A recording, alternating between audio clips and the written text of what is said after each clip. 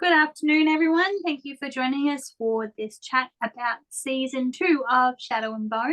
This is Land Down Under Hangout, and today we are having a talk about what we all thought about season 2 of Shadow and Bone, a series and of a world that we've all really enjoyed.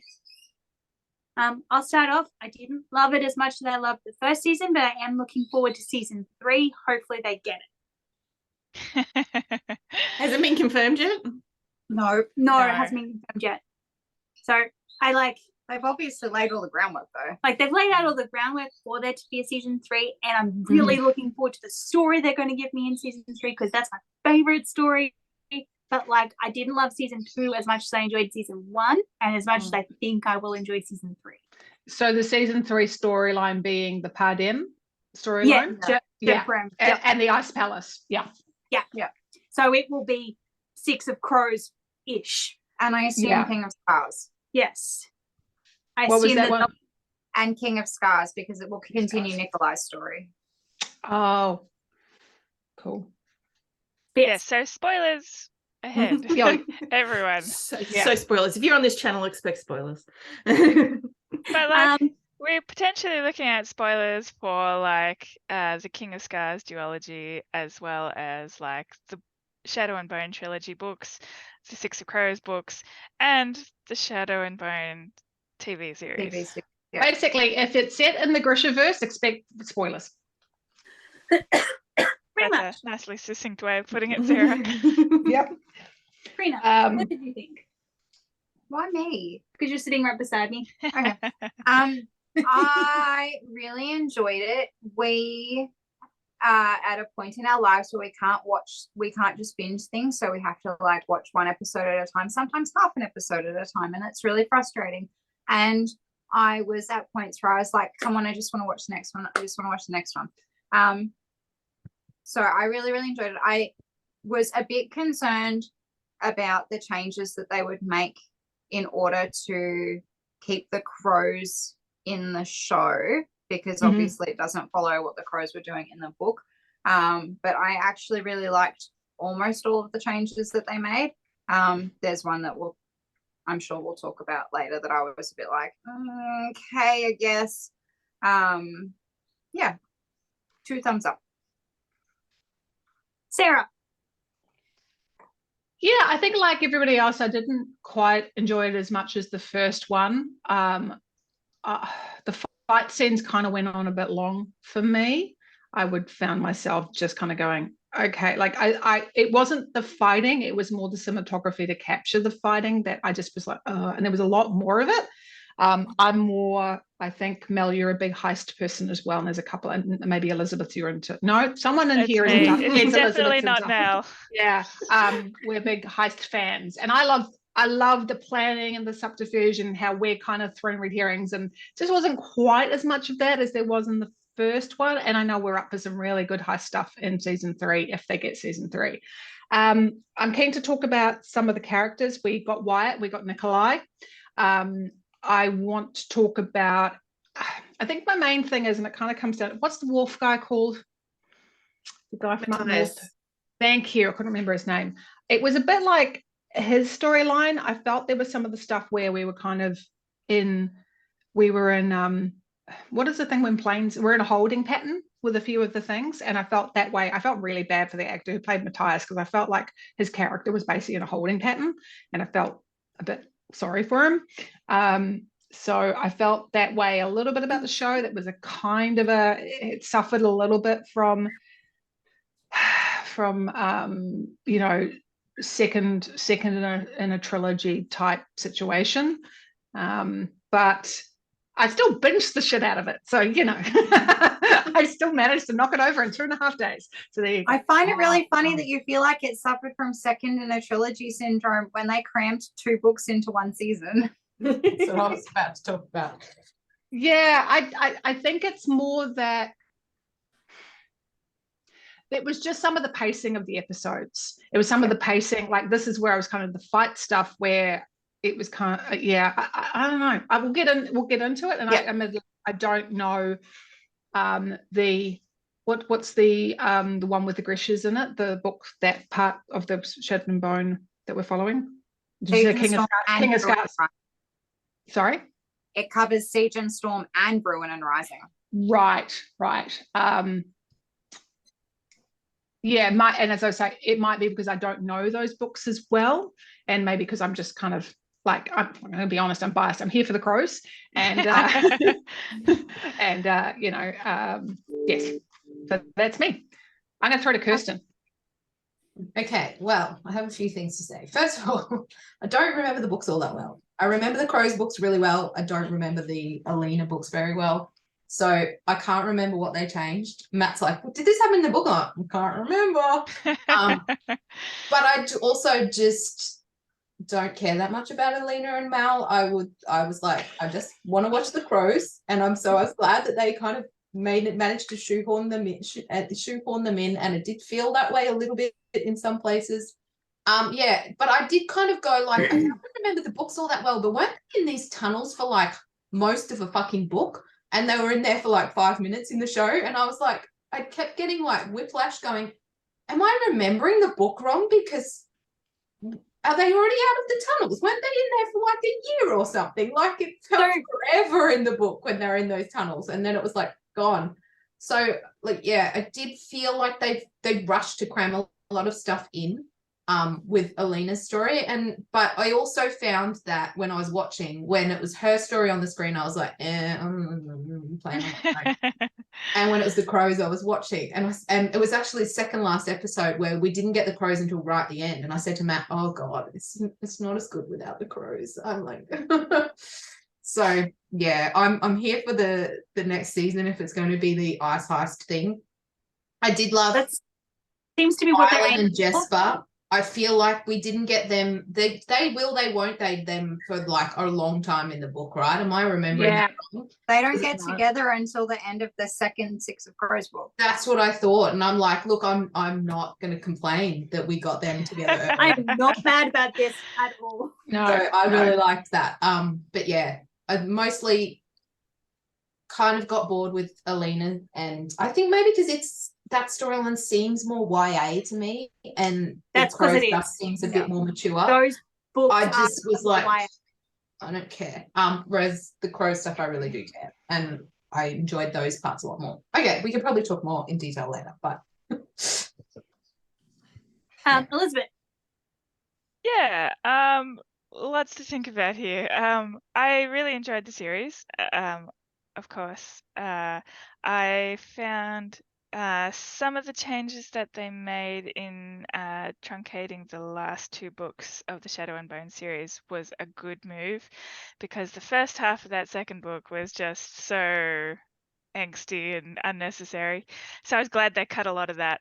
And then, yeah, and I agree about the Crows being in a bit of a holding pattern. The stuff that they were doing was fine, and I appreciated the material from the first book they pulled in, so that the first book of the Six of Crows is pretty much covered now. But the stuff about the sword, I'm like, MacGuffin, whatever. I enjoyed seeing them, but it was just like, oh, you can tell that they've just like created this for the series, and it's not as engaging.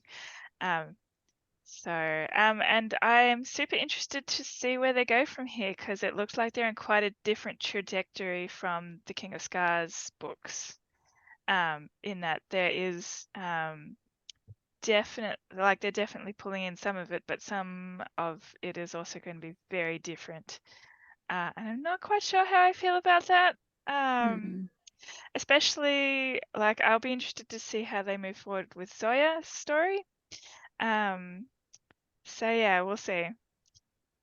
But yeah, that's my quick thoughts. And Mel. Okay, so I'm the only one who wasn't here for the first season, so I've just been watched in 5 or 6 days, both seasons. wow. And I'm not really sure where the beginning and the end were.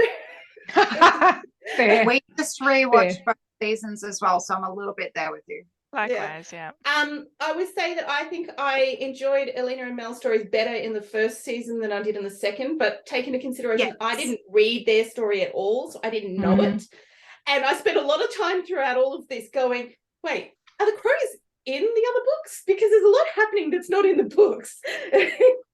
And so I was a bit confused. I knew they'd fast-tracked the relationships. I knew that much. Although I suppose Matthias and Nina are not fast-tracked per se. They're just showing it when it happens, sort of thing. Yeah. But generally speaking, all of the relationships are sort of fast-tracked in terms of what they're happening with the crows. I have complaints about the editing, which I suppose we'll get into a little bit later when we're talking about like the pacing and stuff, because that's where I think it was caused problems, especially in season 2. I spent a lot of time just getting really a little bit frustrated with certain points in time because, but yeah, otherwise I had a lot of fun. I was definitely there for the crows though, so. Well, so book 2 is a lot like the first half of book 7 of Harry Potter, where they just spend a lot of time walking around the woods not knowing what they're doing, which is why I think they cut a lot of it out. Yeah, book 2 is we're going to get the sea whip. We're going to get the sea whip. We're going to get the sea whip. Oh, look, the Darkling's here. Holding Like, pattern. Also, And unfortunately, that still came across for me. I still felt like I was in this holding pattern of like going, we found this. But Not he with was on that the boat with them in the aspect of- book, wasn't he? not with that aspect of the second book. Like the second book is like, especially at the beginning, we spend a lot of time with Elena going, oh, I can't live a normal life because I've got this collar around my throat and I can't do anything to contribute to like living normally and blah blah blah. It's just like, I'm glad they cut that entirely. They just went, okay, we're going straight for the sea whip, rather than try and kind of live like a normal life without. And I do feel like they've done a really good job organically taking her from I'm a nobody, I'm a map maker to look at all this power that I have. And it gave me inklings of what they should have done with Game of Thrones with Daenerys. Like we should have had that development, and this did this much more organically with her going, I'm a nobody, to look at me, I'm all powerful, potentially evil. I think that's a really good comparison, Karina, because I do feel like I understood Elena's motivation and also her confusion around her power and when she should use it and when she shouldn't, and that I don't want to say selfishness, but that I guess human aspect of like why she resuscitates. I don't know if that's the right word for Mel, like brings him back from death. Reanimates. Thank you. That's the better word. Resurrects. Yeah, reanimates as like zombies, and I've just watched The Last of Us, so I'm feeling a little. Yeah, that's a really, because I really understand her motivations and that growth, because she's totally trying to do the right thing. And sometimes it's working, sometimes it's not, but she's also starting to, people are looking up to her. She's doing this stuff with Nick, like it is much more understand. Yeah, whereas, you're right. And Daenerys is just, she just kind of got into her head, no, this is the right way, and then got real, like, I don't know, like, I don't care what anybody thinks. I've decided this is the right way. And let's be honest, there's lots of people who do that, but it's hard for us to. It would be more interesting if they'd made that journey a little bit more interesting. So I also like the fact that they didn't do the whole, oh, Nicola and Elena are totally in love and they're totally like they didn't do that like fake real like triangle thing. Yeah. I'm like, no, he actually sees that they're very much in love and he doesn't want any part of that, and that's okay. Actually, the removal of Mal being all pissy about stuff was nice too. Yes. Like Mal not being a big crybaby because they fake a relationship was really lovely. Right. I did appreciate that. I was like, I bet in the book this is not going so smoothly. Yeah. No, it does not go so smoothly in the books. Although I do like that they kept like the undertone of Nikolai's feelings for Elena, like there, but like it's not. He's still a decent person. He's not pushing. Yes, he's respectful. He's respectful. He was very respectful at all points, and it didn't feel like he was trying to like shoehorn his way into their relationship, but he was still very like, like, I think you're awesome. And if you think I'm awesome, like, I'm totally up for this, but I'm not going to like if you're with him, that's fine. I'm not interrupting your thing. I'm just saying, I think you're awesome. And if you think I'm awesome, we can have a thing. Yeah, very clear-eyed as well as respectful. Yeah. So I appreciated that. I have also a question. appreciated all the times that Matthias was shirtless. Every single time. Although Like, that last every scene with Nikolai shirtless, I was just like, "Oh, hello." Oh yeah, I was like, where's Yeah, that been hiding? And why have we not seen more of this? How long Because did you not he's drink cute water and for? funny. Oh, and he's like fit. I mean, to be fair, like, he's been running all over the countryside. He's been working as a privateer. Like, it's not like he's been just sitting around in a court being a princeling.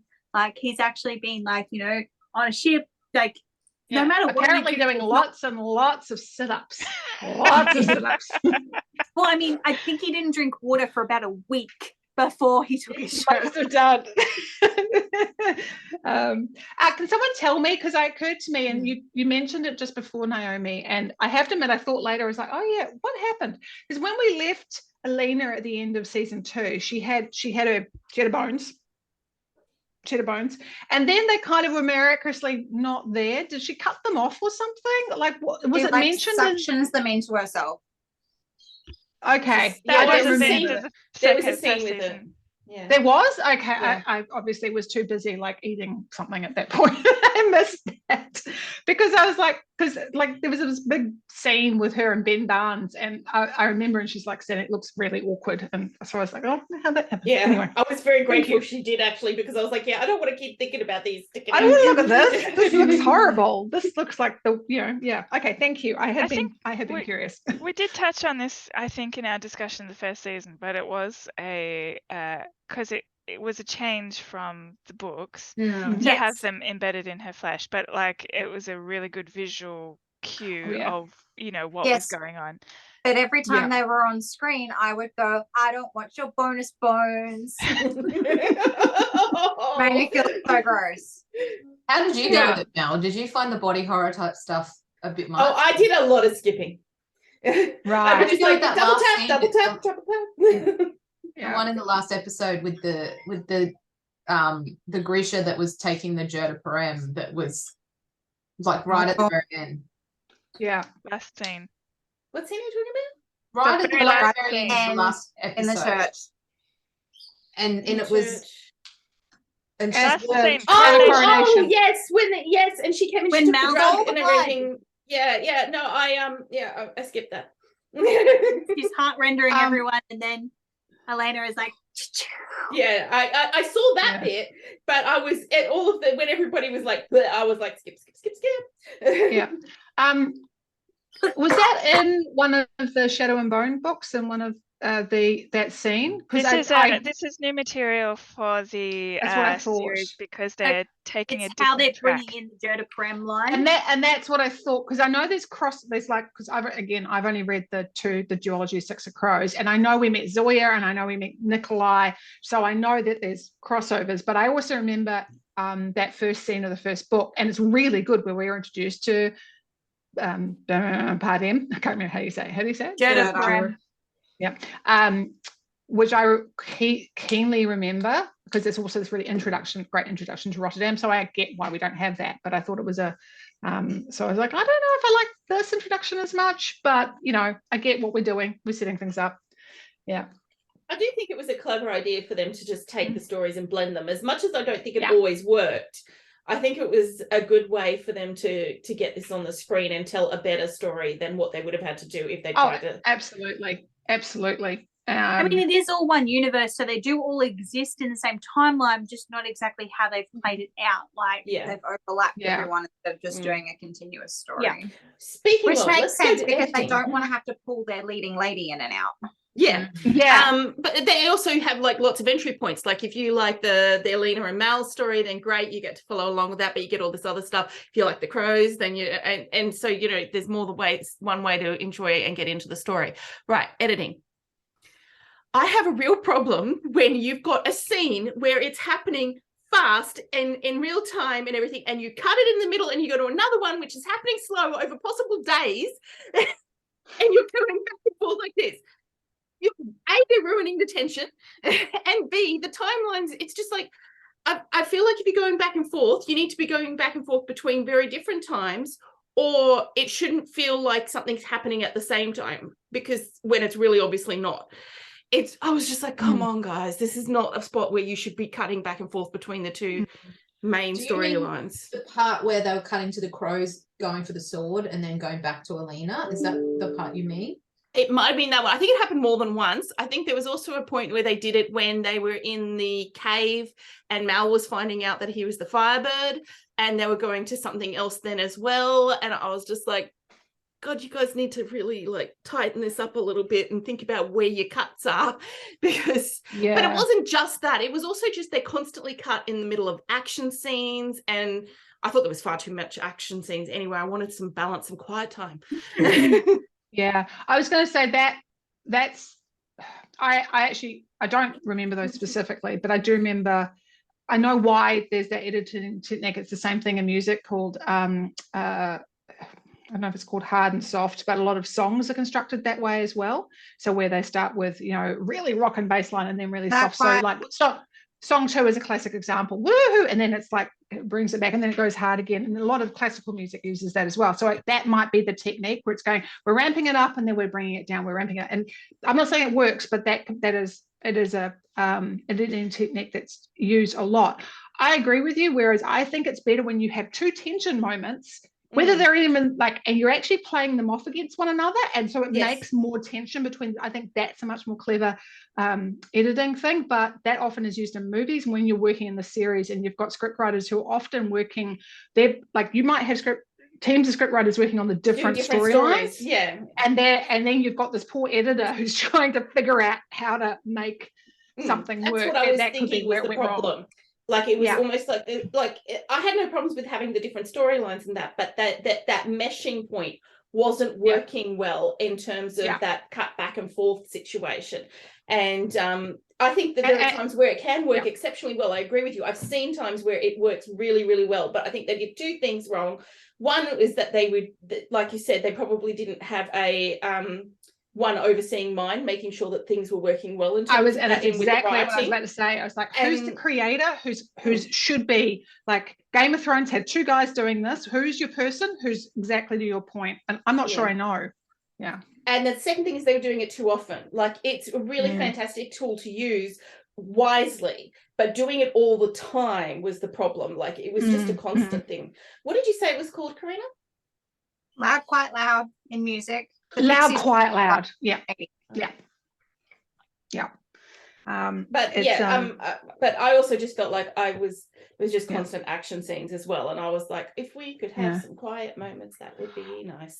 And I enjoyed the choreography. I think I tried to keep in mind that this is a series. They have a limited budget and they're building massive sets and costuming. So the budget to spend on multiple camera setups, they don't have, and they don't have the time to run the scene 20 different times to get it. So I get that. But I felt like the choreography really was starting to be on point for movie fight choreography, but they weren't investing the same into capturing it. So like, I'm not saying you have to be John Wick, right? You don't, that's not what I'm talking about. But I think if you're going to put it all, it starts to, there was a bit too much slowing down and not always at the right time. So I had some problems with how they were capturing the fight scenes.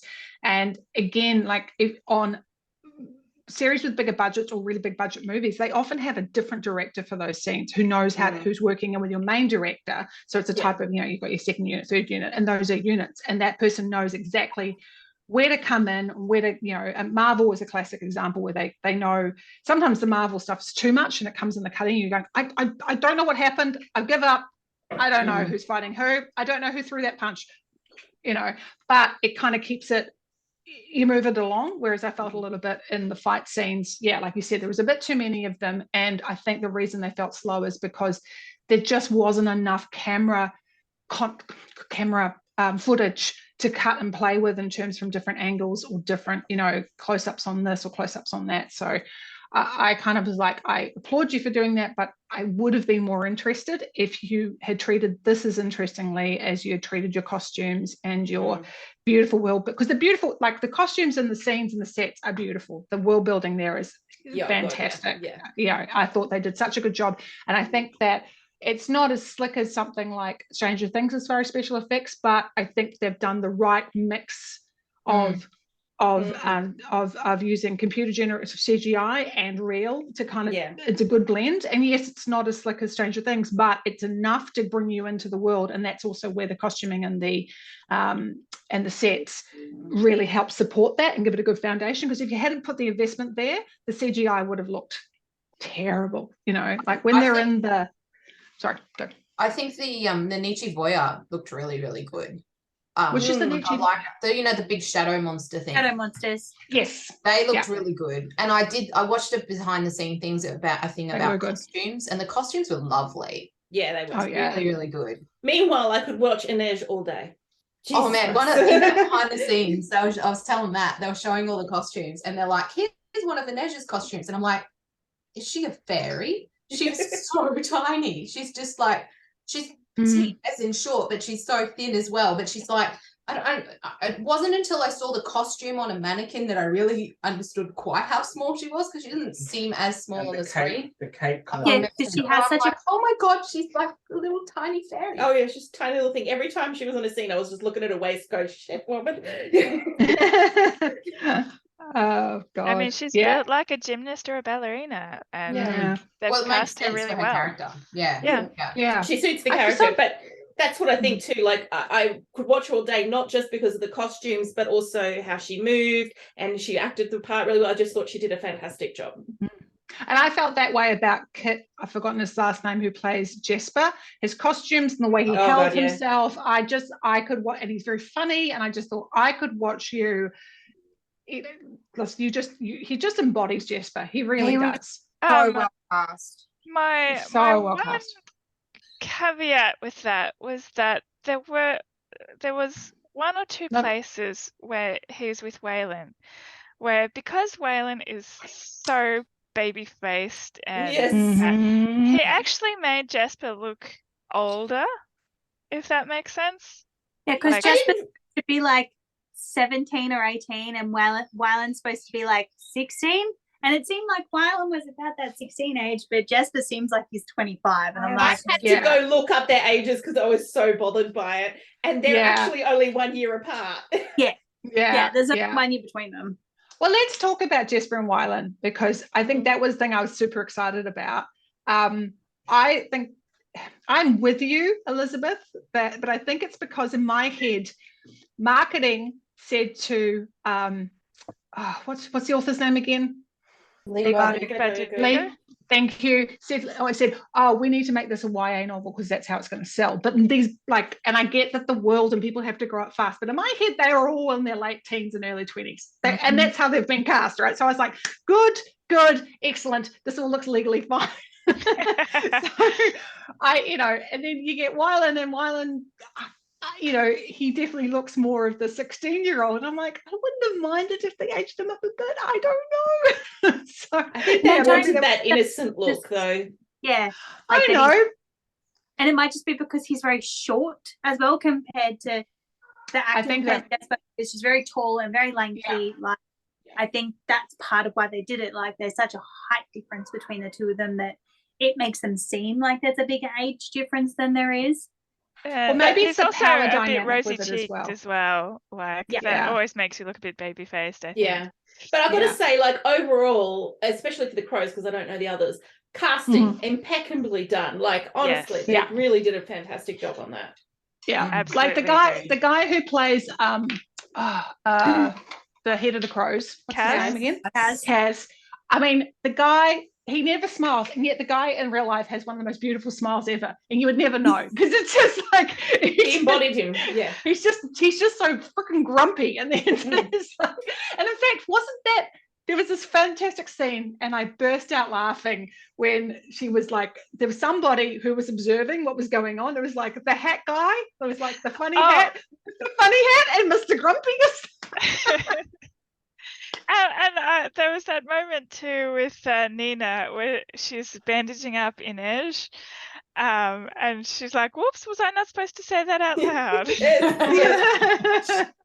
Oh God, I love the fact that Nina had a bit of curve to her too. Mhm. I was Well just done. about to she say that. should. I love the fact that they didn't turn Nina into this because while Nina is a very sultry character, they didn't turn her into this very thin supermodel sort of sultry character. Like they kept her curvy, which is what I pictured reading the books. I always pictured this very curvy, voluptuous woman who was just very comfortable in her own body, and that's exactly who they in cast. nearly every scene in nearly every scene in the book she eats. I'm sure she does. I loved it. She's the Brad Pitt of the Grishaverse. Every single time she's ever she's either talking about getting food, currently eating, or has just eaten. All the time in the books. And I was just really afraid that when they before casting came out, I was like, please don't make her too skinny. Please don't make her a tiny skinny person, because that's not who she is. That's who Inej is. That's who that's not who her character is. Yes. And it wouldn't make sense for her character either. I think they did a really good job with everyone they cast. Even Elena, when they first put her on screen, she was this very wiry little. Not quite. They didn't quite. So They didn't emancipate her non-book much. readers, there's this thing through the book where Elena's quite thin, and as she's living in the little palace and eating, she starts to bulk up, and it helps. They sort of play it as part of the reason that her powers hadn't really come into fruition before was because she was malnourished. And so as she sort of She was an starts orphan. eating, she gets more and more powerful, and she starts to glow with her power. And they sort of drop that a little. Mal mentions it at one point, but other than that, Right. I thought that was But they both, when we meet Elena and Mal, they're in the army, so they're eating God knows how much army stodge. So I kind of didn't. But even also, you occur to me see at that point. moment. You see that moment when Elena's up to get food, and they're very we don't serve your kind here, kind of thing, because she's Shu, which means that even though she's in the army and she's probably not getting very much rations anyway, she's getting even less, because they're no, you can go back to everyone's eaten, even though you're in the army with us. Which is something they added because she's not Shu in the books. Oh, isn't she? No, she's white. Wonder why they did that. Was the actress? I don't know, but I had sort of assumed it was a way to make the Shu exist before we needed them to. Yeah.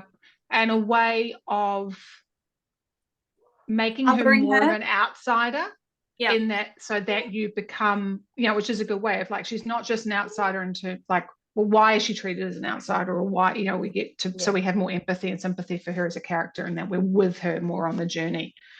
Is Mal Shu too or not? I wasn't sure. No, I couldn't. I always assumed he was as well, but part Shu. I think he's from wherever Jasper is from. All right. Sort of no.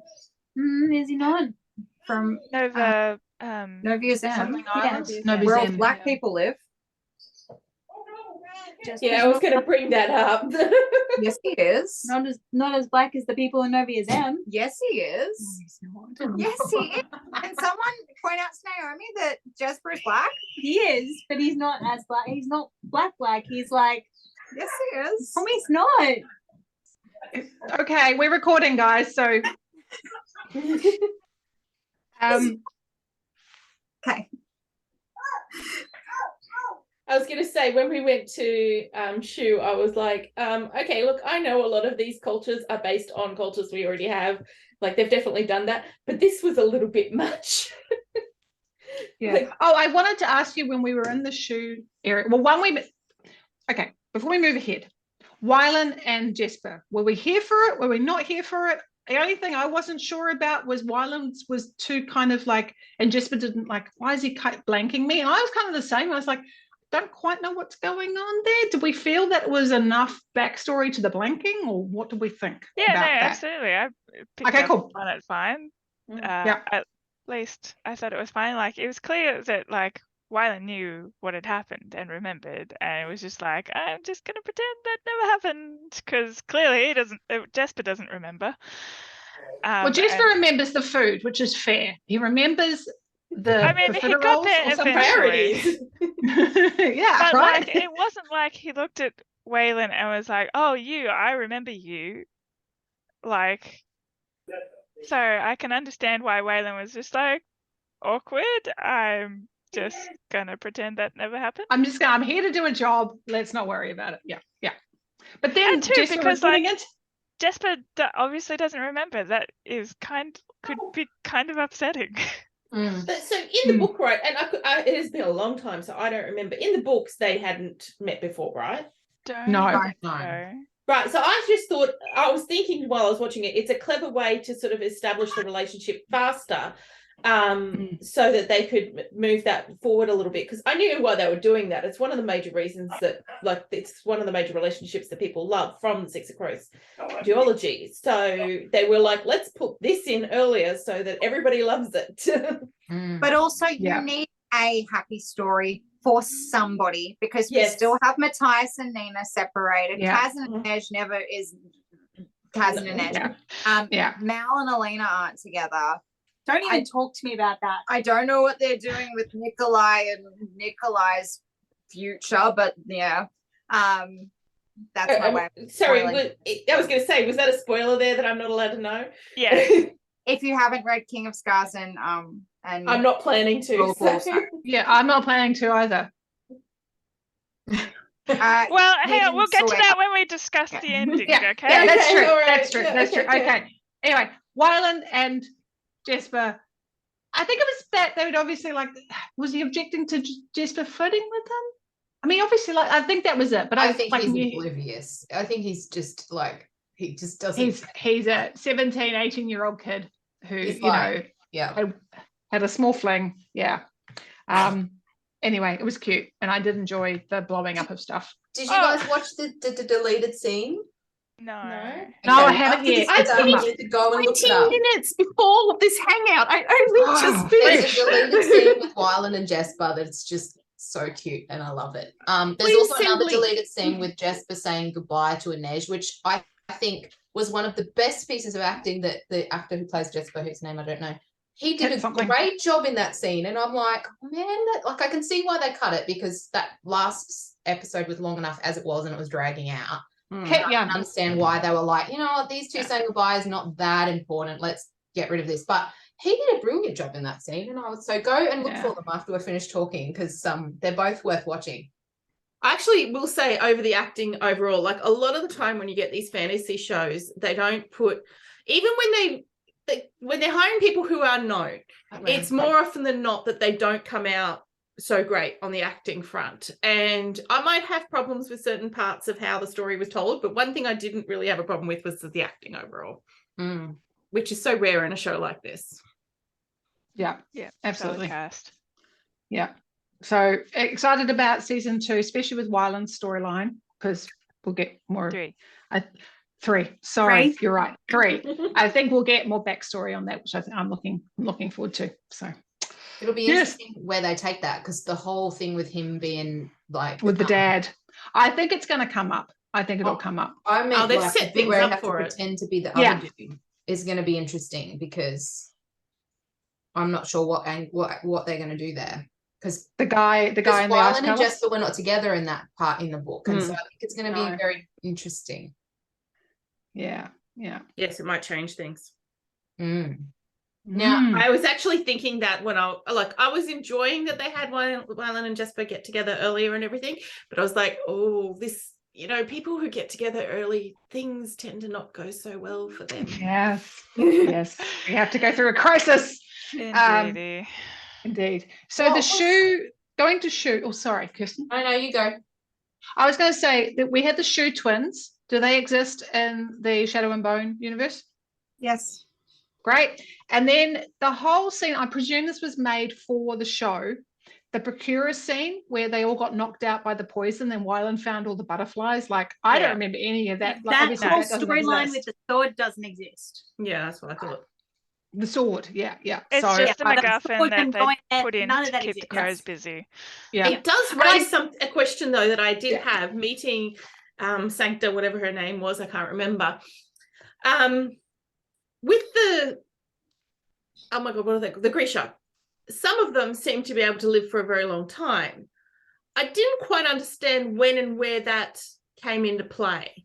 I think it's based on the level of power that you have. So the more power Right. you are as a Grisha, the longer your lifespan will be. Right. So obviously the Darkling is a very powerful, Yeah. and same with Bagra, like very powerful shadow user. Sancta, whatever her name is in Chuhen, is a very powerful Turast.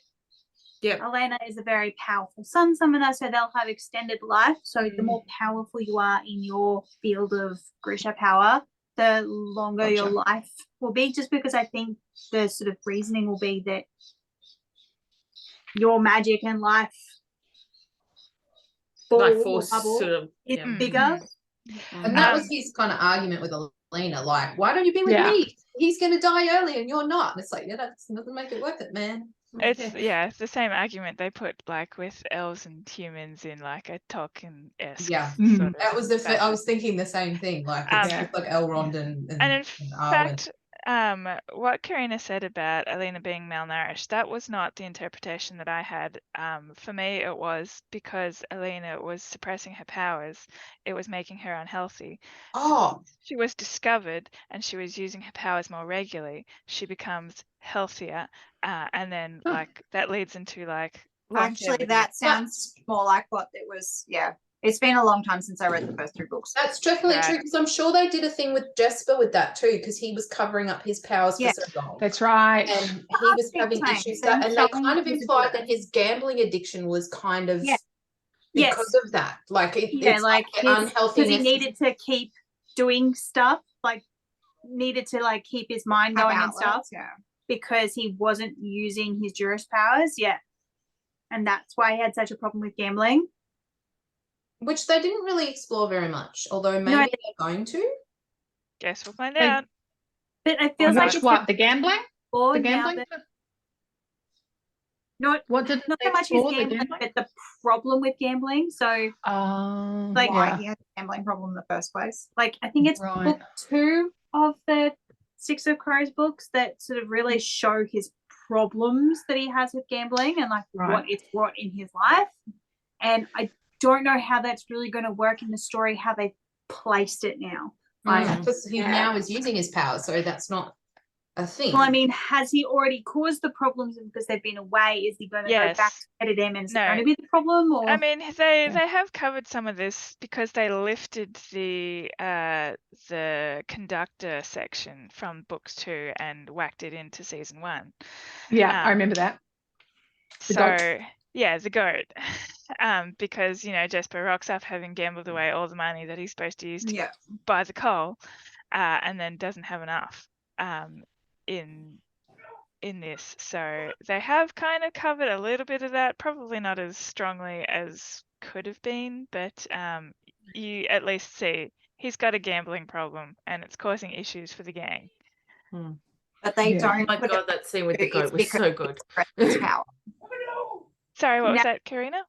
But they haven't pinned it back to it's because he's pretending he's not Yeah. Grisha. No. and That's now right. that he's using his power, it will be like it won't like because he's very like, no, I'm Grisha. I'm going to use my Juras powers. Like, bling my buttons at you, Grisha. I'm going to kill you. That was great. That was probably my that. favorite part of that episode.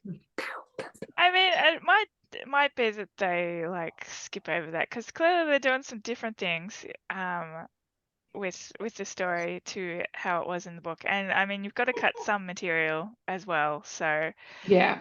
I think that's probably not high on the priority list. Do you think that there'll only be one more season if there is any more? Well, Yeah.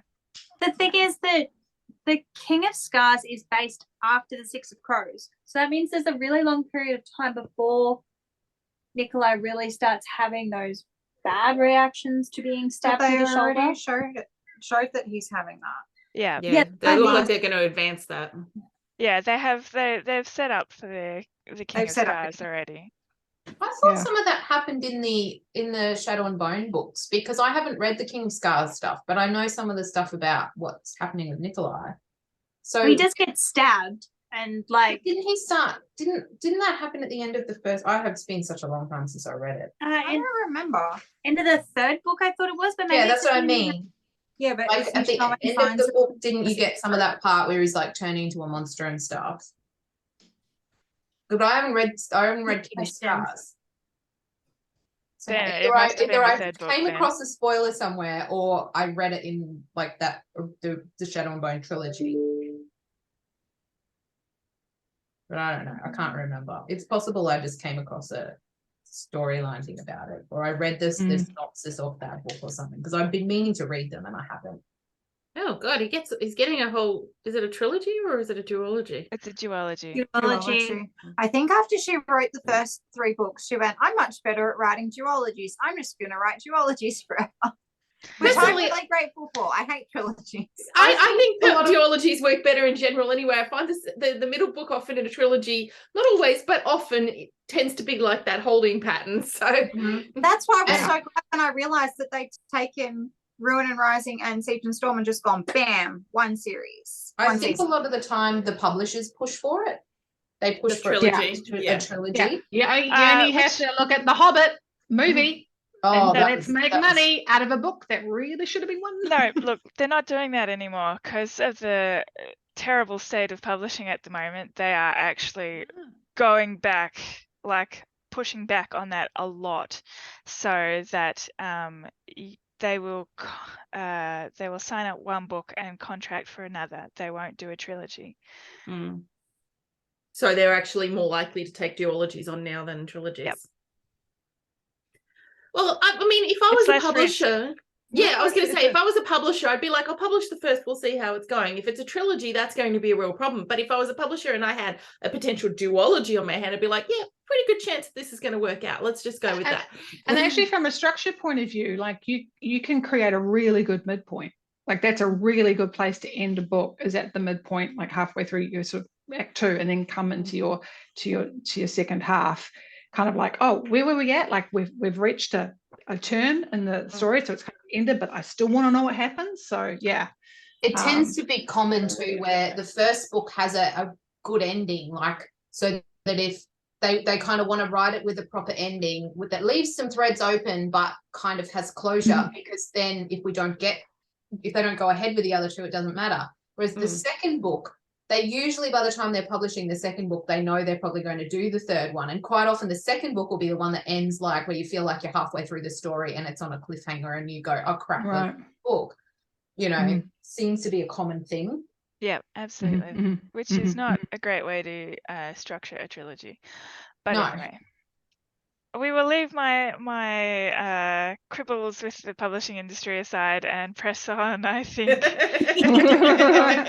Do we want to discuss the ending? Because this is going to be difficult for me to discuss without spoilers for the King of Scars duology. No, I I'm don't happy to mind talk being about the spoiled. ending. I just care about wanted to spoilers. I just wanted to touch upon some of the other characters before we move on. So Nikolai, I really enjoyed him as a character.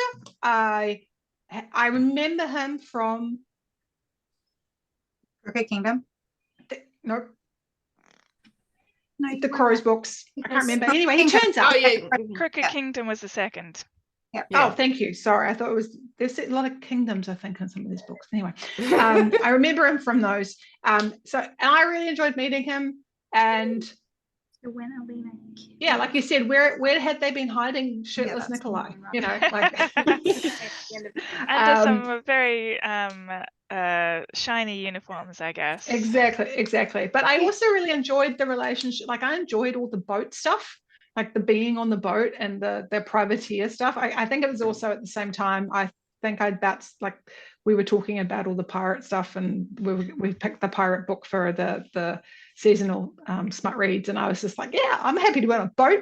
This is Black Flag vibes. I'm ready for my Assassin's Creed stuff. Let's go. So I really enjoyed that, and you know, it's got that that kind of vibe to it.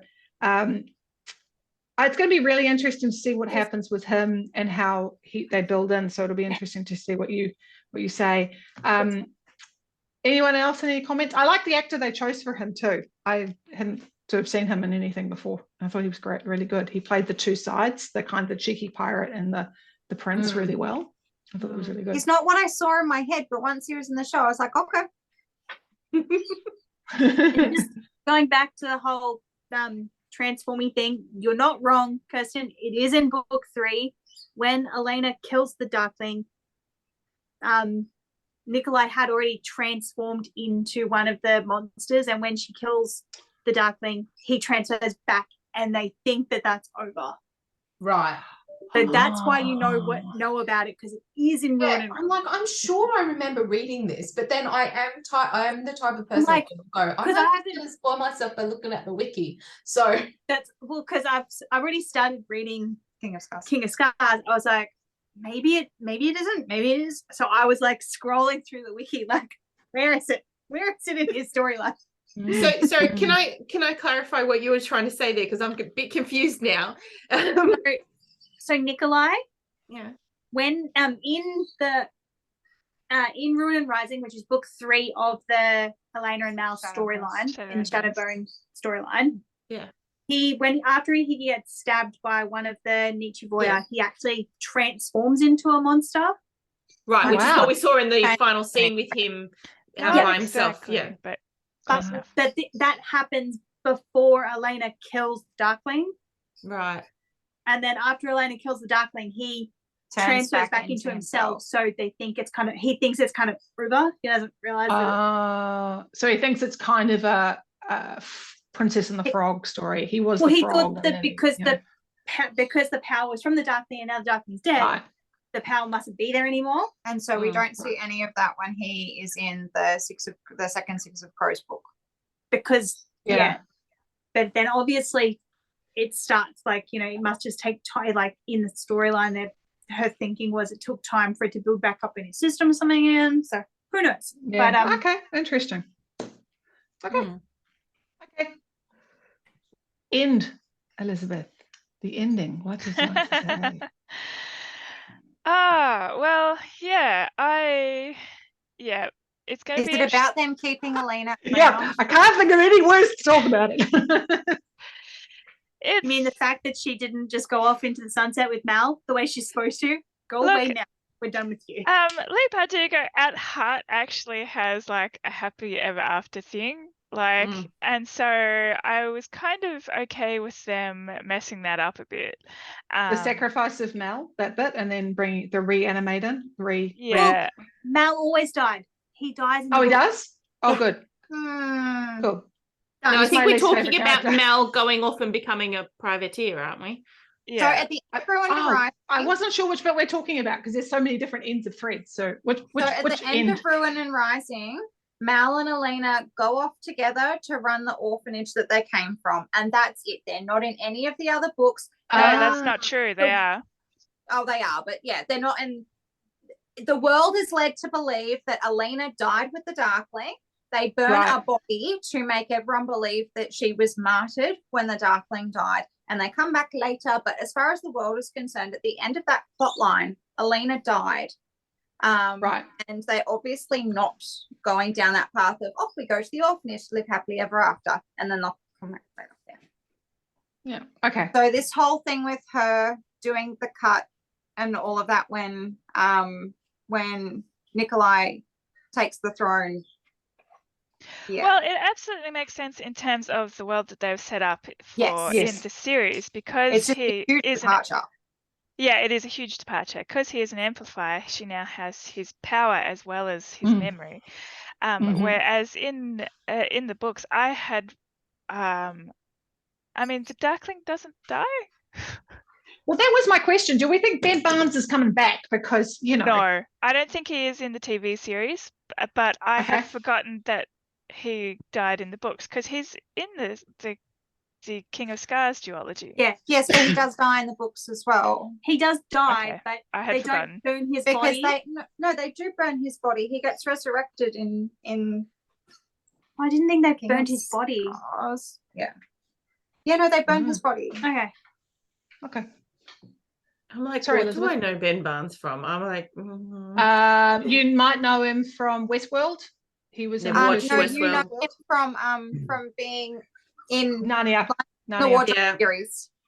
Narnia Yes, you seems do to know be him about. as Prince Caspian. Caspian, he Alright. was Caspian. Yeah, apparently he was also in Stardust, but I don't remember that. Yes, he was in Stardust. He's one of the like mean boys in the village. Oh, Oh, okay, right, okay. okay. He doesn't have yeah, a very big. yeah. role. Prince Caspian is my best one. I'm like, oh, because I was like, Bagra is the only one I know from the show. Everybody else is new, but everybody kept saying Ben Barnes, and I was like, his name does sound familiar. What do I know him from? From being Prince Caspian. Yeah, From being that'll be Kylo. it. Everyone says that Elizabeth? he looks like Kylo Ren. Doesn't look anything like Adam Driver. Yeah, but they have the same. There's the same joke going around about those two, the same way there is about the two blonde ones, Margot Robbie and the girl that looks very similar to her. The one from Sex Education that I thought Yeah. was Margot Oh, Robbie. yeah. For 3 Emma, years what's until her some face? I Margot thought Robbie she was set gonna me go with straight. Harry I've never Potter. seen Sex Education. I was like, it's no Margot You Robbie. should. Anyway, It's great. I've heard it's good. I've heard it's good. Right. It's got Gillian Anderson in it. I love her. Oh, yeah. Sorry, Elizabeth, Sorry, what were you going saying off at topic. the end? It had me thinking that because they've now, I mean, Elena's effectively got the Darkling's power, that Yeah. they will write out Ben Barnes and write her in as the new villain. I Yes. think so. I think so too. Yeah, Certainly and seem to be 'cause- leaning that way.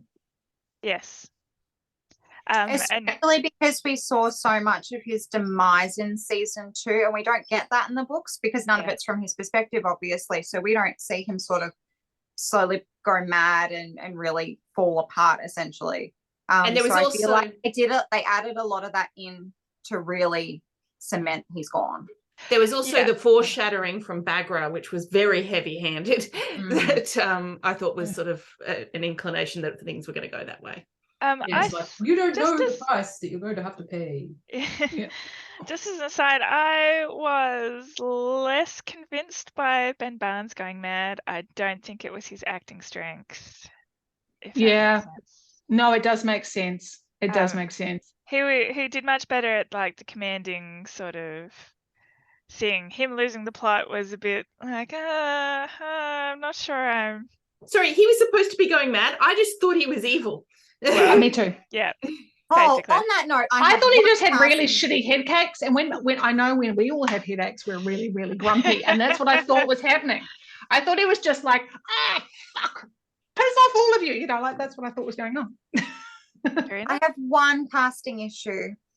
His new crew with all their little gothic looks. It was just Yeah. a bit on the nose. What? Sorry, Agreed. what casting? All of his new Grisha, once Jenya and everyone were like, we're not hanging out with you anymore. Yeah. We're not into it. The new group of Grisha that joined him, the girl with the ice and everything, it Yeah, was just very like, she's very like makeover of the damned, like, we get the spooky vibes. We get it. You're evil. You have black makeup. You're so rich. You're so on edge. It was So like was it more the in makeup than Suicide- herself? Yeah, it was I mean, like there in wasn't Suicide much to Squad her where Harley character. goes, we're the bad guys. And we're like, yeah, okay. We get it. Like, we don't need you to be all spooky and everything. Like, it just, I mean, it's the combination of lack of characterization with like Yeah. costuming. That you're just like, oh yeah, all right, you're the bad guys, whatever. Let's get on with it.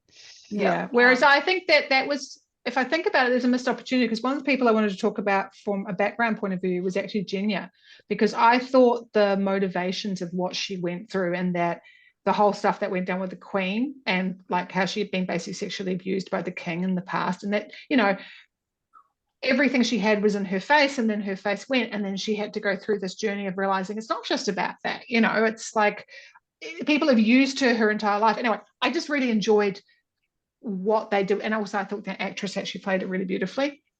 So I'm a I little bit shady that they killed off David early. have Was they? he actually dead? They didn't find He's the body. dead. He's David dead. Well, true we'll find enough. out. We'll find out. But I think that's something that could have been played better with whoever Spooky Girl was, because if there was this kind of thing of what is the hold over this new army of Grisha, then I would have understood that she then gets a bit of power, and that, you know, it's that bully situation of why bullies can be bullies is because that's the only place they can, you know, feel control and power is by being nasty to other people because they're going through something else. So I thought that was there was a missed opportunity in characterization there, as Elizabeth said, that, but then they've only got so much time. Yeah, they've only got so much time. Yeah. But I wanted to talk about the Junior storyline because I really enjoyed that. I thought there was some lovely subtleties there. So I don't know who the screenwriters were on that, but I thought they did really well. And I thought the actress who had that, she was just like, I am going to play the shit out of this. There's so much good shit here. So I really enjoyed that. Her telling Nikolai she doesn't want his apology was just so good. Yeah. It was just, yeah, I just loved all the nuance that they managed to pack into a character who's really kind of like second billing, and just also then fed into the storylines of everybody else. That was really well done. It's pretty straight to the books, though. Yeah. Is it? Oh, well, there you go. There you go. Anyway, I enjoyed that very much. Poor Jenna, she just can't catch a break. Oh, Yeah, right. I was thinking that. I was like, if there was a character who deserved to get there happily ever after at the end of the story. Yeah. It was one of my biggest criticisms of the books is that the treatment of that character is not good. Character? Tanya. Oh, yes. No, sorry. Had to go to the bathroom. Yeah. That's all right. And I wanted to quickly touch upon Mal becoming the private. For lack of a better thing, I just sat there and actually yelled at the screen, "He's the Dread Pirate Roberts!" Yeah, because that's what I went. Oh, that's what this is. You know, basically. You know, have you ever thought about becoming a? You make a name wonderful Dread Pirate Roberts. Inspired. Yeah, it's the only name that needs to inspire fear. Yeah, so that's. I just. I was like, I see you. So. I love that, but I quite liked. I don't know if Mal's got the charisma to be the pirate though, because like no, Nikolai's so charismatic as Sturmhond. Mal is just so boring. He's so boring. Yeah, I was like, I kind of. Oh no, Mal was boring in the book too. So they cast him well. Mal He's was an improvement from the book. Yeah, I thought he wasn't too Oh really? Oh wow. Yeah, he was worse in the so book. boring. And like everyone was like, are you team Mal or team Darkly? I'm like, well, Darkly's kind of hot. And it's like, you know, I was like, Mal's just a wet blanket. Oh, Look, you know how we all joked about Riley being Captain I was Cardboard just about to say Riley from Buffy. from Buffy? Oh, He was yeah, Captain he was. Cardboard, no personality, nothing about him. That's book Mal Mal. in the book was worse. Oh, Like, yeah. Which is, I think, one of the main reasons that I didn't like the books as much. Like, why? Because Mal just annoyed the shit out of me. I've got to say, nothing is selling me on reading that particular part of the story. no, she wrote can't those think before the Crow's geology, right? yes. Yeah, I so read she's those warming two- up. She's warming up. We had to cut her a break, and then she got to the Crow. She's like, now I've honed my craft. Let's get into it. I read those books before I read the Crow's books. Right. So I've read So them. you warmed in up beautifully.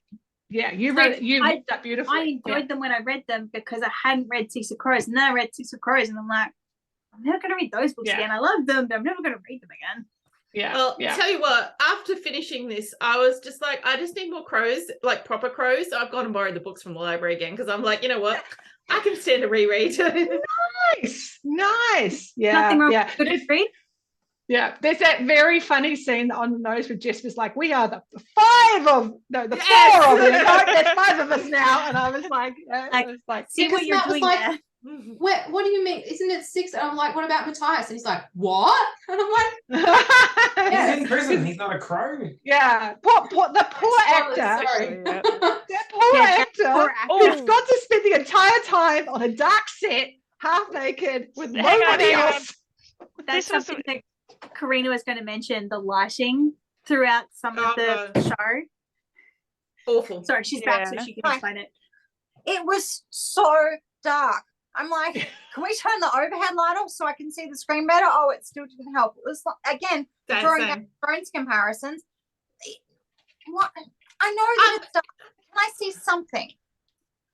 Sorry, I grew Yes, up with if the X-Files. characters can I'm see kidding. well enough to be running around and doing things. I should be able to see what they're doing. Like if they can see, I should be able to see. Well, the thing is, it wasn't being in the The fold fold.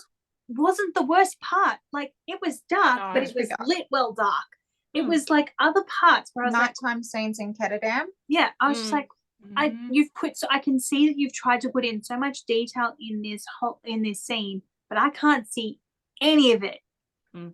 You just wasted all of that set production's Yeah. time because you could have basically just put No, pieces and of to be fair, it's not that. It's the person who does the color grade.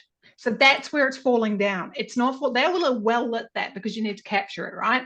And yeah, maybe you need more, so you need to take the Spielberg approach and you go, well, let's pretend there's a fire there and it's actually a light kind of thing.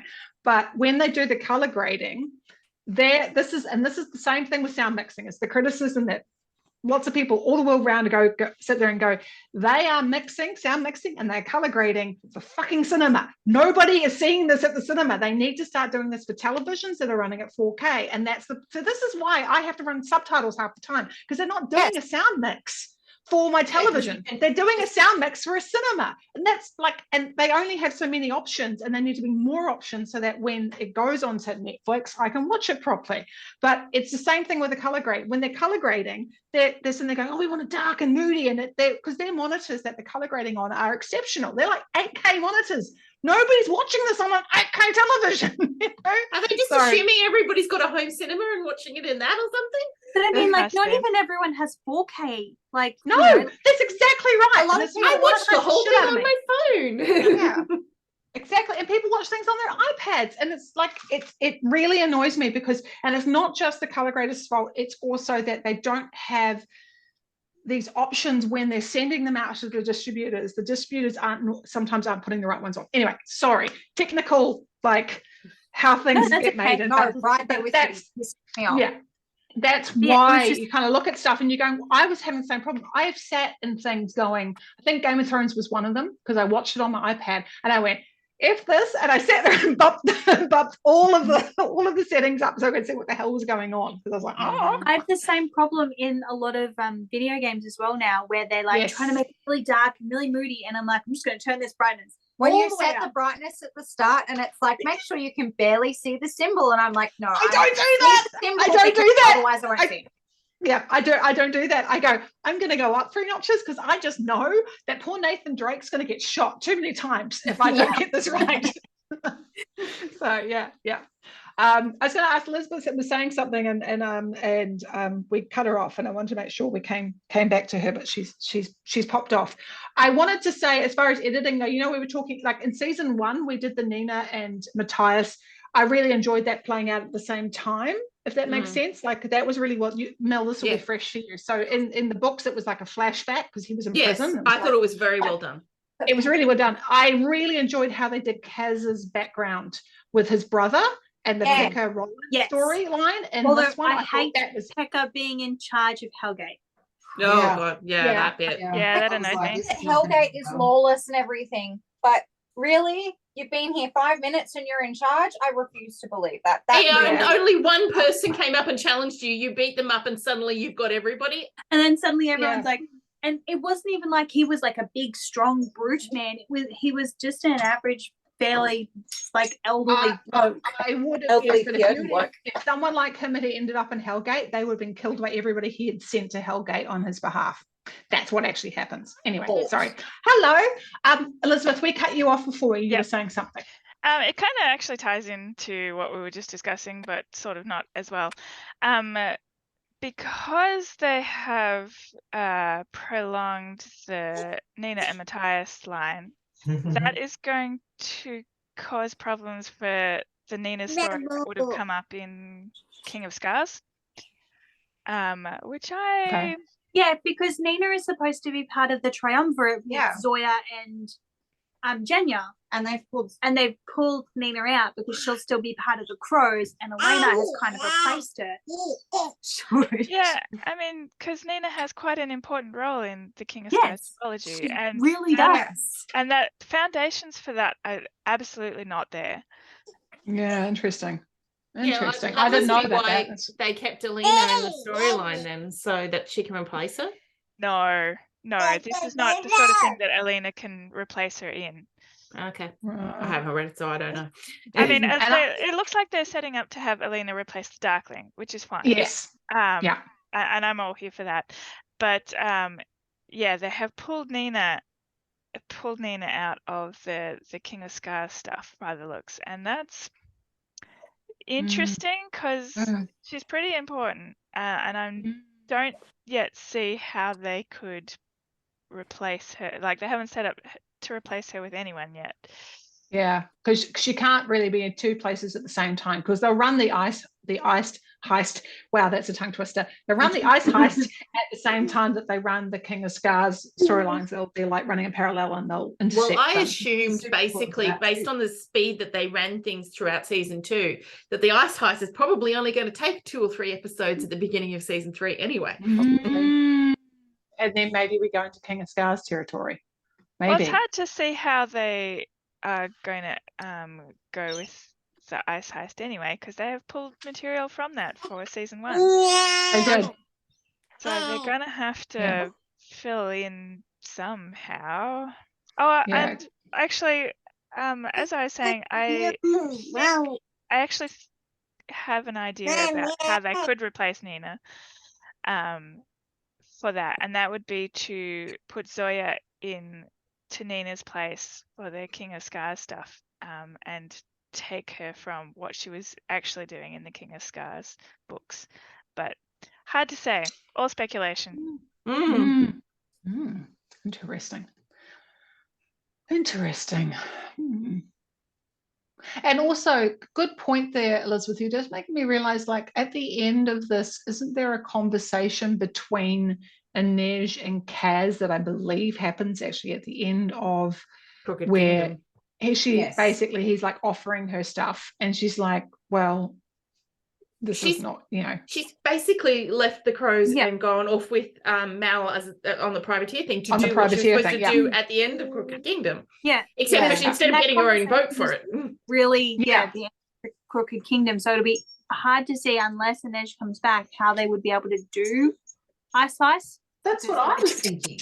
Yeah, that's a good point. She needs to be able to do, but she's going to climb the chimney thing at the That's a good question I have for the people who've read the one you were just talking about, Elizabeth. If Inej, does Inej show up in that looking for her sister? Because that was the storyline in this, but we know she goes off on a boat to do something in the books. She goes out to hunt pirates, which is what she's doing. Slavers, sorry. So it is the same. It is the same. It is the same. Oh, no, hang on. That's Zoya anyway. And I realized I was just getting confused with the Andor thing. Sorry. No, that's all right. My memory is always a bit sketchy anyway. Kaz certainly shows up in the King of Scars duology. Right. I just wondered if Inej has a storyline in there when she's pirate hunting or not. I wasn't sure. I don't think so. I think she's off hunting slavers, because that's what she does. Slavers is what I meant to say. Sorry. Yeah. But that's the thing, like that I was saying, like they've advanced all of the crows' relationships except for maybe Nina and Matthias, because they went into sort of a holding pattern in season 2. But like everybody else got advanced, but without the actual storylines of what happened, mostly from their actual books. So it's going to be interesting how they manage it all. Yeah, because the one that I remember at the end of the ice heist is there's a whole thing that happens with a clock tower in Rotterdam. Can someone remember that? And the saints, or maybe it's a church. I think you're thinking about Crooked Kingdom. Yeah, at the end of the second book from the Crow's book. Yeah. I'm thinking that'll come up as well. And you mean Rotterdam, not Rotterdam? Could be Rotterdam or anywhere. Rotterdam. I know. I'm just laughing because I'm singing the song. I assumed that the all of the high stuff that happened in Crooked Kingdom would be the second part of the third season for the Crow storyline. Right. Whereas I think it might be in the first half, and then whatever happens in Ketterdam will happen in the second half. When they come back. And Oh, That's what I meant. sorry. I thought you said the ice heist happened. No. Yeah. Ice Heist is what I already said. I think Ice Heist will happen in the first 2 to 3 episodes. Yes. And then the second part of I'm with you. the I agree. season would be the Crooked Kingdom storyline. That's what I think. Yeah. Yeah, I think you're right. And that might also just give more opportunity for other bits and pieces But to happen. So that'd be cool. Isn't a lot of Crooked Kingdom the fight with Pekka? Mhm. But that's the thing, like, That's I don't know how they're going to do it or what's going to happen, but he has to be dealt with at some point, and they're going off to Fjord or whatever you say, first. Yeah. And then so they'll have to deal with Pekka properly when they come back. Because I thought that I figured that what's going to end up happening is that Matthias is going to be in some way continue to be connected to Pekka when he gets pulled off to go to do the Fjord heist. And then when they come back, they'll have to deal with that situation. They'll somehow write that into it from that point. Because while he's in jail, I don't think he's going to stay there because they keep disappearing. Well, and that's the thing is they have to get him out of jail, but now you have to deal with Pekka to get him out of jail because Pekka's kind of seemingly now the in charge for some reason. Makes no sense. Like none. Like it's not like he's got any money because now Kaz has it all because he owns everything that Pekka owned in the barrel. Like it's not like he has money. And he while he is vicious, he's not particularly strong. Like there are plenty of people that would be in that. He had prison cronies to do all of that when he wasn't in the inside. Yeah, like he wasn't the one really like getting down and fighting people. So I'm just like, why are you all so afraid of him? Just kill him. Like he's just a tiny man in a prison. I think the bigger probably problem, put half of you in there. So I think the bigger problem is not Pekka being in Hellgate. It's more that the major plot point of his son, which was used as major leverage at the end of Crooked Kingdom, has already been used. That's the major plot point that I think is going to be an issue at the end. Yeah, but I figured they'll just write something else for it. Anyway, Yeah. I only got. It's not our job to write it, so yeah, we can only speculate. This is true. Yeah. So, do we have anything further to say about the actual series that we watched? Not speculation. Speculation. I'm just looking through my notes here just to see the different bits and pieces. How organised? You took notes? No, I started making notes as we remembered because I watched and we started talking about things. I was like, oh yeah, I want to talk about that. And I want to talk about that. So because I watched this like 4 weeks ago, I can't remember. There was just one little bit that I wanted to note, and that was I appreciated Nina Sassenka's. I remember that from the books, and it was nice to see that, and her kind of banding together with Inej as the two girls in there. I was a bit disappointed there wasn't a little bit more of that, but it does like the women banding together pops up throughout the show, which was nice. But I do just love Nina Sassenkaz. I just love because somebody needs to. Someone needs to give them shit. Yeah. Yeah. And I actually good. Sass him real good. Sass is good. Sass is good. And I think I agree with you, and I'm glad you brought it up, that to see her and Inej, because that'll play into the next season where, she takes the Jura Pardem and Inej really has to look after her. And I remember that quite keenly. So that'll be very moving, and I think I cried in Crooked Kingdom. So there we go. Because it was very moving. Cool. All right, anything else? Yeah. I felt sorry for the wolves. That was all. Yeah. Oh yeah. I was as annoyed as poor Matthias was. I was like, yeah. Okie dokie. All good. We'll stop the recording. Sure. bye. I'm going to assume since we've had Aurelia in here, we're probably not going to want this video to go up publicly.